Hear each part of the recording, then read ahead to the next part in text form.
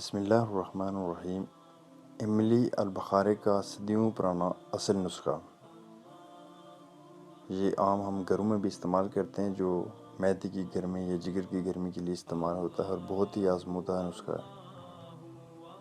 پرانے سے پرانا یرقان، جگر کے ورم، جگر کی کمزوری، خون کی کمی، بدن کے ورم، مثانے کی گرمی اور حدت، دل کی تیز دھڑکن اور گرمی کی وجہ سے دل ڈوبنا، پیاس کی زیادتی اور منہ کی خشکی، آنکھوں کی جلن، دماغی خشکی اور بے خوابی، القنز، گرمی اور خشکی کے جتنے امراض ہیں ان سب کے لیے یہ نسخہ مستقل استعمال کریں۔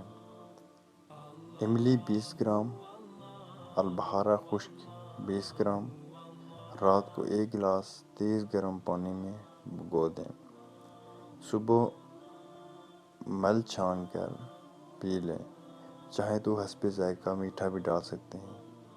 یہ 1 دن کی خوراک ہے۔